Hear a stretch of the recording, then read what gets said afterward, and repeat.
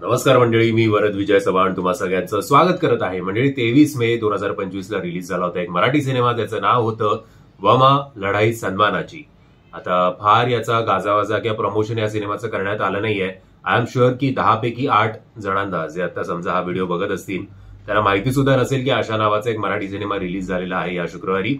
असो, आपलं काम आहे जो तो मराठी सिनेमा रिलीज होतोय तो एक तर बघणं जमलं तर, कारण शोज कॅन्सल व्हायचे खूप चान्सेस असतात मराठी सिनेमाचे. बट एकदा का ते जमलं की मग तुमच्यापर्यंत ऍटलीस्ट पोहोचवणं की कसा होता सिनेमा आणि हा सिनेमा तुम्ही थिएटरमध्ये बघण्यायोग्य आहे की ओटीटीवर बघा एक्सेट्रा एक्सेट्रा. सो गोष्ट आहे सरलाची भूमिका साकारते कश्मीरा कुलकर्णी आणि जिची स्वप्न मोठी असतात, तिला IAS ऑफिसर बनायचं असतं आणि लग्नानंतर तिचा नवरा तिला सांगतो की तू तुझं स्वप्न परस्यू करू शकते, याच्यात काही प्रॉब्लेम नाहीये. पण लग्नानंतर गोष्टी बदलतात. आता त्या कशा बदलतात हे जाणून घेण्यासाठी हा सिनेमा सिनेमागृहात जाऊन बघा. आता सरला आपलं स्वप्न पूर्ण करणार की आपलं लग्न वाचवणार याच्यावर आधारित ही संपूर्ण कथा आहे. जवळजवळ 2.5 तासाचा हा सिनेमा आहे. गोष्ट किंवा प्रत्येक सीन जे काही थोडेफार ट्विस्ट अँड टर्न्स म्हणणार नाही, असे काही नाहीच आहे ट्विस्ट अँड टर्न्स, बट सगळं प्रेडिक्टेबल आहे. ड्रामा लॅकिंग आहे.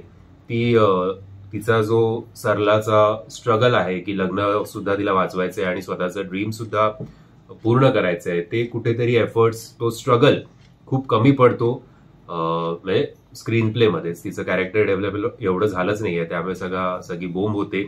डायलॉग सुद्धा या सिनेमाचे ओके आहेत. सो असं काही स्टँड आउट करण्यासारखं, फार मेन्शन करण्यासारखं या सिनेमामध्ये नाहीये आणि शोजही खूप लिमिटेड आहेत. सो मला माहिती नाही की किती लोक हा सिनेमा विचार तरी करतील बघण्याचा.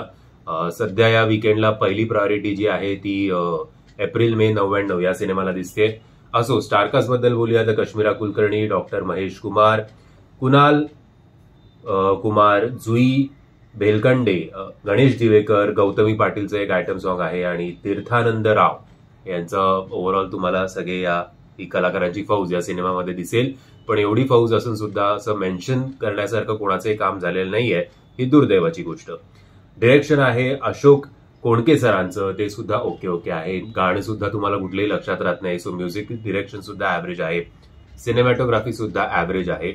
सो ओव्हरऑल जी टॅगलाईन आहे की वामा लढाई सन्मानाची, तर खऱ्या अर्थी लढाई सन्मानाची या सिनेमाची होणार आहे. ती सन्मानासाठी का होईना, हा सिनेमा थिएटरमध्ये आता माहिती नाही किती कामगिरी करेल, पण जेव्हा केव्हा ओटीटीवर हा सिनेमा येईल तेव्हा याची खरी सन्मानाची लढाई असेल. आणि बघूया थिएटरमध्ये नाही तर नाही की हा सिनेमा ऍटलिस्ट ओटीटीवर जेव्हा केव्हा येईल तेव्हा तो किती व्ह्यूज किंवा किती पॉप्युलर ठरतोय ते लोकांमध्ये, बघूया. मी आशा करतो तुम्हाला हा व्हिडिओ आवडला असेल. जर तुम्हाला हा व्हिडिओ आवडला असेल तर प्लीज या व्हिडिओला लाईक शेअर आणि चॅनलला सबस्क्राईब करायला विसरू नका. जय हिंद, जय महाराष्ट्र.